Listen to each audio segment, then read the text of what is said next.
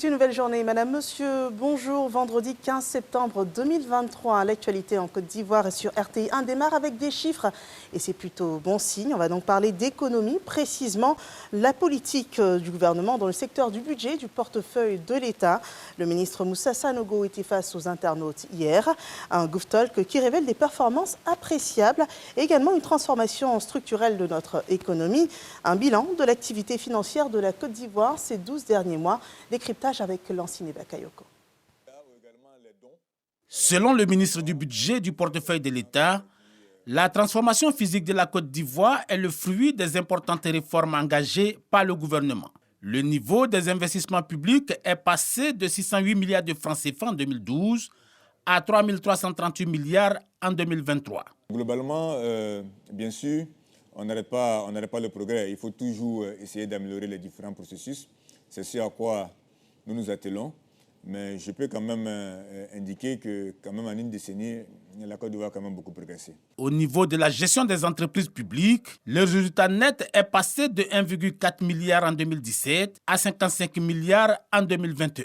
Aujourd'hui, la qualité du reporting, le respect des reportings, mais également aussi les comités d'audit dont ils sont adjoints, tout ça fait qu'aujourd'hui, le travail des administrateurs des sociétés publiques s'est quand même nettement amélioré par rapport à ce qu'on a pu connaître il y a quelques années. La Côte d'Ivoire a mis en place des outils et des mécanismes dont la mise en œuvre a rendu l'administration budgétaire performante. Il s'agit entre autres du budget programme. C'est un mode de gestion budgétaire qui est axé sur les résultats, avec la fixation d'objectifs, la définition d'indicateurs qui permettent donc d'assurer de mesurer donc l'atteinte de ces objectifs.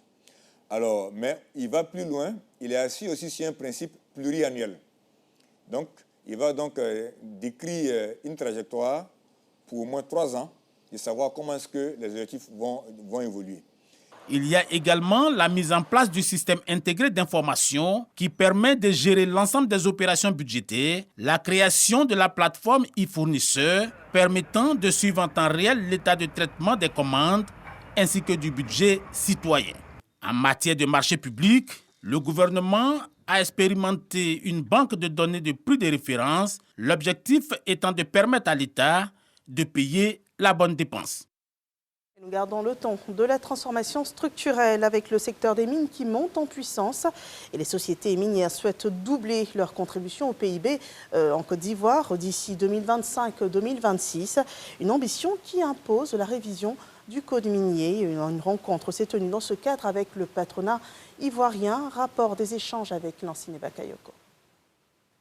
Le code minier, adopté en 2014, a permis à la Côte d'Ivoire de redynamiser son industrie, faisant passer sa production d'or de 5 tonnes en 2010 à 42 tonnes en 2022, avec une projection de 53 tonnes en 2023 et de 65 tonnes en 2025, selon les chiffres du groupement professionnel des miniers de Côte d'Ivoire. Malgré ce regain, de nombreux défis restent à relever. C'est de venir les écouter, regarder ensemble s'ils ont des problématiques qu'on peut résoudre et regarder aussi les perspectives de développement dans les différents secteurs. Cela rentre dans le cadre des échanges que nous avons avec tous nos membres. Au nombre des problématiques clés, le contenu local, les mines souterraines, les mines satellites, l'extension des permis de recherche à plusieurs substances. La résolution de toutes ces problématiques nécessite une révision du code minier en vigueur. C'est un secteur qui a vocation à être vraiment le relais de croissance de la Côte d'Ivoire.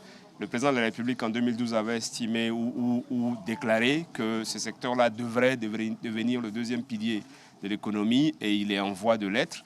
Les promesses que ce secteur porte sont très fortes et aujourd'hui les compagnies minières que nous représentons, pour le travail qu'ils ont fait, qu'ils ont réalisé, notamment en matière de recherche, nous permettent aujourd'hui de dire que les perspectives sont plutôt très bonnes et l'objectif est de doubler à l'horizon 2025-2026 la contribution de notre secteur au produit national brut. Le gouvernement entend investir massivement dans la réalisation de la cartographie et de l'infrastructure géologique afin de constituer des données fiables, ce qui permettrait d'attirer les investisseurs, mais aussi de réduire les arguments liés au risque dans la recherche et donc de mieux négocier les contrats. La centrale syndicale Humanisme ouvre un nouveau siège. Il est situé dans la commune d'Adjamé, Williamsville. Il a été inauguré par le ministre de l'Emploi et de la Protection sociale, Maître Adama Camara. C'est une infrastructure qui participera à renforcer la crédibilité de cette centrale sociale et qui servira également à la formation des membres de cette centrale. Serge Collia nous fait découvrir l'infrastructure dans cet élément. Un siège flambant neuf pour la centrale syndicale Humanisme. Selon le président Mamadou Soro, l'ouvrage a coûté environ 1 milliard de francs CFA. L'un des chantiers primordiaux était l'édification d'un siège. Mais un siège qui doit être à mesure de dire ce que peut être humanisme. Un siège qui doit permettre à sa vue de dire humanisme est crédible. Répond-il à ces critères? Je pense que l'œuvre est là. Cette construction est l'œuvre de sacrifice de l'ensemble des organisations de base, mais de l'ensemble des militants. Une initiative saluée par les centrales syndicales invitées. Le ministre de l'Emploi et de la Protection sociale, président de la cérémonie, a félicité les responsables de la centrale Humanisme pour ce travail abattu. Ma joie est d'autant plus grande que cette cérémonie est rehaussée par la présence distinguée d'une forte délégation de représentants des centrales syndicales des pays frères, venus dans notre beau pays pour célébrer dans la convivialité l'un des fruits de la maturité du dialogue social en Côte d'Ivoire. Ce bâtiment que nous venons d'inaugurer est bien plus qu'un siège. Il est le symbole du dialogue interne qui féconde la paix sociale et un climat de travail apaisé. Il est un lieu d'écoute et de conseil du travailleur désemparé qui viendra y trouver des oreilles attentives et des orientations objectives à ses préoccupations. Le siège social de la centrale syndicale Humanisme est composé de 20 bureaux, 5 salles moyennes, 2 préaux et une grande salle de conférence. Il est construit sur une superficie de 375 mètres carrés. Je vous invite à présent dans une visite de chantier en finition. Il s'agit d'ouvrages d'accueil de portée sociale, 5 centres de transit et d'orientation qui devraient ouvrir bientôt leurs portes aux enfants en situation de rue dans la ville d'Abidjan. La ministre de la Femme, de la Famille et de l'Enfant était sur différents sites.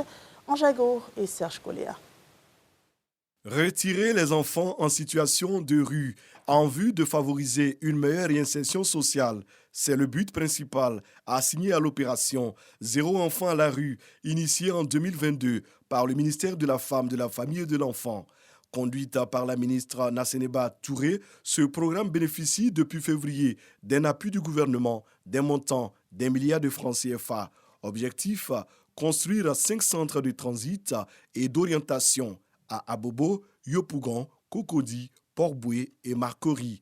Ce sont des bureaux d'écoute conçus pour comprendre les problèmes des enfants en situation de rue afin de les adresser efficacement. Il y aura dans ces bureaux d'écoute un organe qu'on appelle pool médico-psychosocial, composé de médecins généralistes, de psychologues, de psychiatres, de sorte que chaque entité puisse travailler dans sa spécificité pour pouvoir écouter les enfants et comprendre ce qui s'est passé pour que les enfants soient dans la rue. La ministre Nasseneba Touré a visité le centre de Yopougon, dont les travaux sont en voie d'achèvement.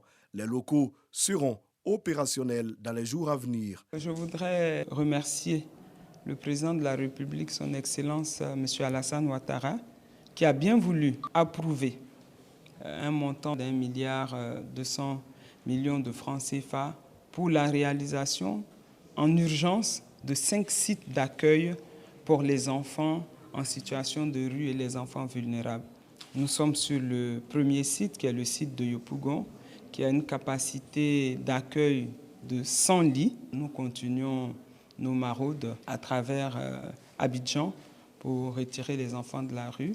Nous avons un bon nombre qu'on a pu retourner dans leur famille, d'autres dans des centres de formation et d'autres dans des centres d'éducation civique du ministère de la Jeunesse.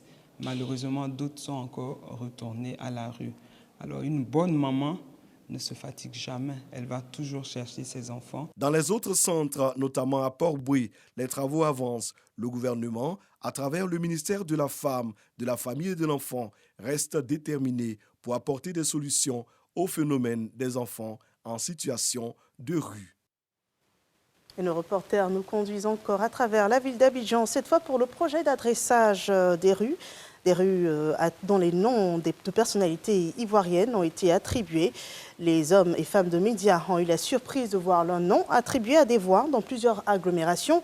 Notre équipe de reportage a parcouru ces rues, symboles d'une reconnaissance nationale. Serge Coléa. Voici la rue Fosséni Dambélé, située dans la commune d'Adiamé, aux 220 logements. Elle fait partie du vaste programme d'adressage des rues initié par le ministère de la Construction, du Logement et de l'Urbanisme. Journaliste émérite et actuel directeur général de la RTI, Fosséni Dambélé se voit ainsi honoré pour son professionnalisme et son engagement au service de la nation. À Williamsville, cette voie nouvellement bitumée est baptisée rue Abiba Dambélé. Journaliste et ex-présentatrice vedette du journal télévisé de 20h, aujourd'hui directrice des journaux d'information, cette grande dame des médias rentre un peu plus dans la mémoire collective. Toujours à Williamsville, il y a désormais la rue Anzata Ouattara, journaliste écrivaine, auteur des Coups de la vie. Les répertoires de noms qui font l'objet de publications aujourd'hui, ce sont des répertoires pour l'ensemble du territoire d'Abidjan. Aujourd'hui, les noms qui ont été divulgués sont les noms qui portent sur les communes pour lesquelles l'adressage est globalement pratiquement achevé. Les noms qui sont là aujourd'hui ne sont pas les seuls noms que nous devons avoir. Il va y avoir d'autres noms sur d'autres axes pour lesquels les études sont encore en cours. Deux autres hommes de médias, à savoir Ricardo Zama, journaliste sportif à la RTI, et John Dje, animateur télé, sont également sur la liste du programme d'adressage du district d'Abidjan. Deux rues portent leur nom à Dokui Olympe. Et voilà une belle récompense au travail bien fait. Les gendarmes de Côte d'Ivoire au sport, dans le cadre d'une journée sportive, gendarmes et élèves se sont mis par exemple au footing, au fitness, au volleyball ou encore au maracana. Tout ça sous la supervision du général Alexandre Apalo Touré, commandant supérieur de la gendarmerie nationale. C'était un instant récréatif que nous rapportent Frédéric Oulaï, Didier Nguessan et Andrea Kakou. Ce matin, c'est dans des tenues de sport et non de treillis que les gendarmes prennent les rues pour des exercices de footing.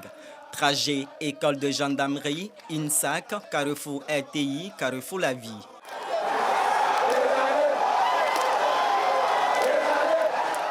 De retour à la maison, le fitness prend le relais avec des mouvements d'étirement. Le temps de se mettre en jambes pour s'affronter au football. 6 équipes, issues essentiellement des différentes unités de la gendarmerie, vont animer le tournoi de Maracana. C'est le commandement des écoles et centres de formation qui arrache le trophée face au commandement supérieur. Autre discipline, le volleyball, remporté par le commandement des unités spécialisées.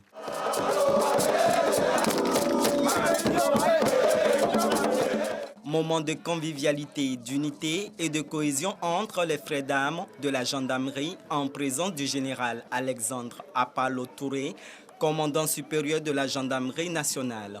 À travers cette journée sportive, la hiérarchie entend inculquer des valeurs d'excellence et de probité à ses hommes. Quand vous faites le sport ensemble, ça développe chez vous l'esprit de solidarité, l'esprit d'équipe. On parle de fraternité d'armes. Et il faut cultiver cette fraternité d'âme. Il faut la cultiver continuellement. Donc, le sport est un des vecteurs de cet esprit-là, de corps, comme il est dit. Donc, de fraternité. Le général a félicité ses hommes pour la sécurisation des élections locales, notamment les municipales et régionales du 2 septembre dernier. Il s'est également réjoui pour les prix glanés lors de la journée de l'excellence. Un moment d'enseignement des valeurs d'excellence, de paix et de cohésion sociale. Partons à présent pour l'actualité internationale en Libye, 4 jours après les inondations qui ont dévasté la ville de Derna. 510 personnes ont été retrouvées vivantes sous les décombres du centre-ville hier soir.